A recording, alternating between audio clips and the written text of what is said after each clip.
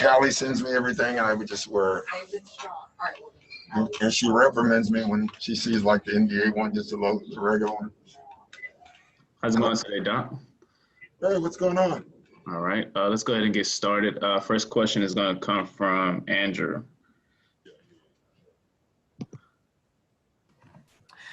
Doc, hey, how's it going? I remember you said that before the Dallas series, you told Trez that between him just returning to campus, the conditioning, and also the matchup, it could be a tough series for him to play like he was accustomed to. As he went in the second round, I guess, what did you envision for his role? And I guess, how would you evaluate how he's done with it? Well, he's just been up and down, his role is what it is. It's always been come in and give us energy, score. So I think this is a series you can play a little bit more, but Jokic is tough for Zoo. Jokic is tough for Trez. Jokic, he's just a hell of a player. So I'm not going to put a lot of stock into that. Doc, just as a follow-up, I think his rebounding numbers are like almost 3 a game. Is there something that is that just Denver making shots when he's on the floor, or is there something he can do to increase that? Get stops, and then he can rebound.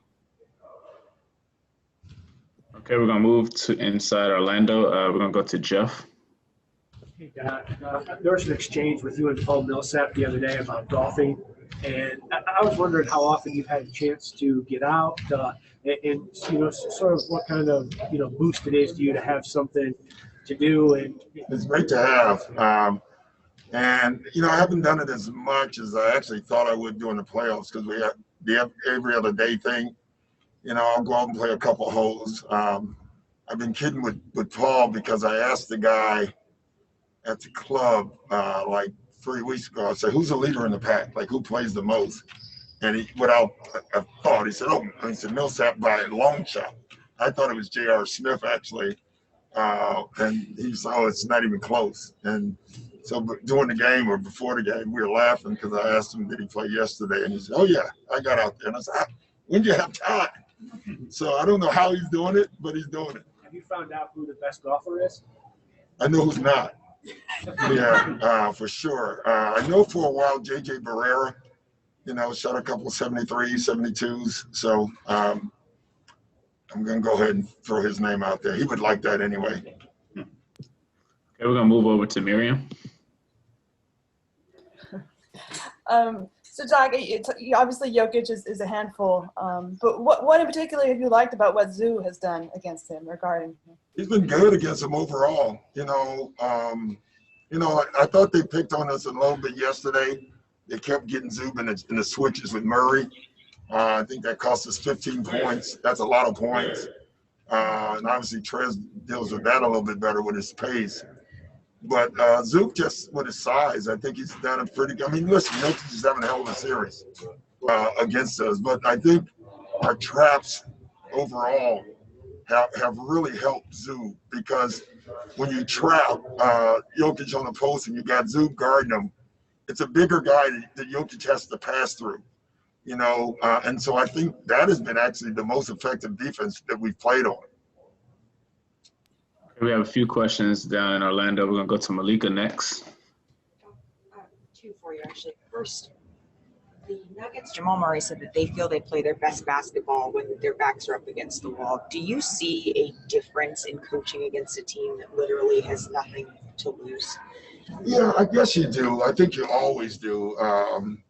You see one or two things, honestly. You either see a team that's really tight or a team that's really free. And, last night, I think I saw both of them out of them, and then once they made their run, then, yeah, everybody was free. But, they do have a reservoir, something that they can look back on, that they've gone through this. And so it's a fresh memory for them. But other than that, the one thing I do like about Denver is they never change the way they play. They keep playing the same way. They keep moving and cutting. And you have to have great discipline to beat them. You have to stay with it. You can't take your eye off of it. And watching our game again last night, and we're about to watch it again, unfortunately for our players, we did that. Like, we were very disciplined. And then, we kind of got the lead and we start, changing our coverages, doing our own thing. And of all the teams left in the bubble, this is the team that will hurt you the most when you do that. And we have great evidence to show our guys. So.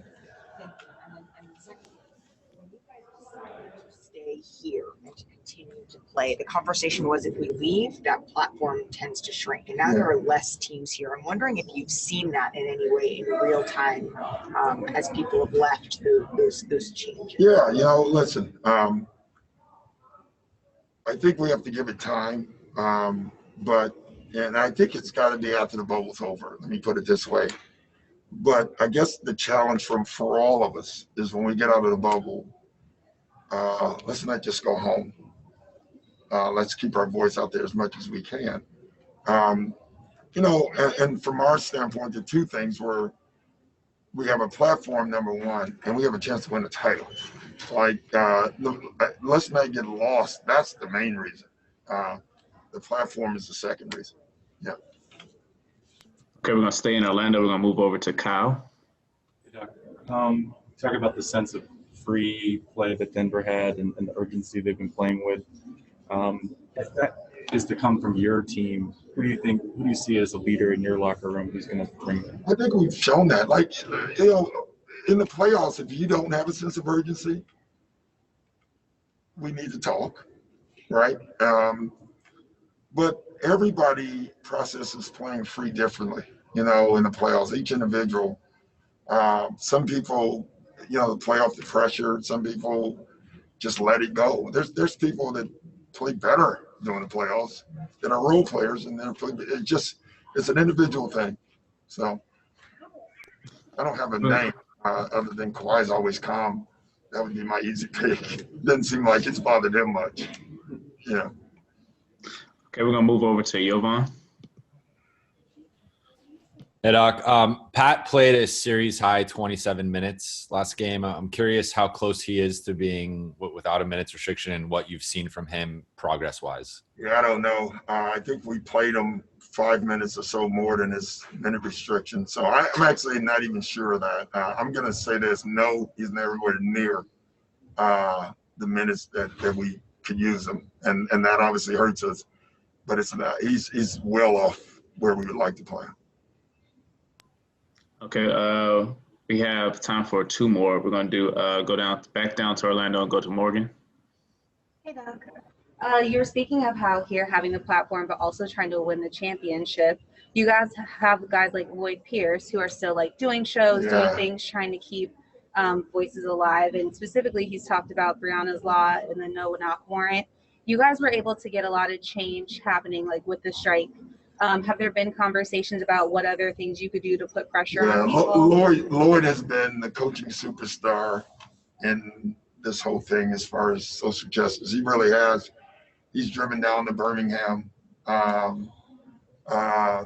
He's been. I didn't know Lloyd, honestly. I guess especially because we're all the 4 or 5 black coaches that are still coaching, that we all know each other. And I didn't know Lloyd at all, really. And through this thing, I've really got to know him and talk to him. And he doesn't let up. I guarantee you tonight or today, there'll be a message or something from Lloyd. Something you should say, something you should do. He has a calendar that he sends out to every head coach. And it's the history of what happened that day, of some kind of social injustice. Every day, unfortunately, if you go through the history, there's a day that you can read to your team. And he wants us to do that more. So he's been great. Love what he's doing. We have time for one more. We're going to go to Dan with the last question. Oh, God, I thought I almost. Dan? Yeah, you might not like this one. We were both here. Do I like many of them? That's a good one. We were both here for 3-1 way back when. Were there things that happened in that series, adjustments that could have made? Because it's tricky. You're still up 3-2 today. Were there things you learned from that? Has that entered your mind at all? I don't know. It hadn't in my mind much then. This has nothing to do with that. So that's just that negative thinking stuff that I've never allowed myself. You can always do things different. I guess we shouldn't have let Corey Brewer and Josh Smith take threes. No, that was a good strategy. Yeah, so, listen, so at the end of the day, we have a 20 whatever point lead, and Cormier and Josh Smith make 5 or 6 threes each. But I guess the way, like, I don't know. You've done stuff in this series to be up 3-2. Exactly, and you keep doing what you're doing. That's what I was wondering. Is do you react to the loss? No. Or do you say? No, you react to the loss. Mm-hmm. Coaches look at it and say, damn, we're playing well. And we got to keep playing. Now, there are times where you're not playing well, that you're not doing things right. And then you got to react. And, as a head coach, you have to resist reaction, because watching film, like we just watched the whole game as a staff, it's the most negative process. If I had to clip every clip that our coaches wanted me to clip, we would be there. We would go straight from here to the game tomorrow. Really, because he should have done it. He should have done it. And I always said, well, great sitting there with a Coke in front of you and a hot dog and saying what he should have done, but live time, it's not realistic. Yeah. But there are things that we have to do better, even in the game. I was frustrated yesterday long before. I was frustrated at halftime because I really thought we should have been out way more. And we had that game where we wouldn't allow ourselves to be great yesterday. And we have to allow ourselves to be great. And to do that, you have to have great discipline. And we didn't do that yesterday. All right, thanks, Doc. That's all I have for you. Oh, all right, thank you. That was average bad. It wasn't like awful bad.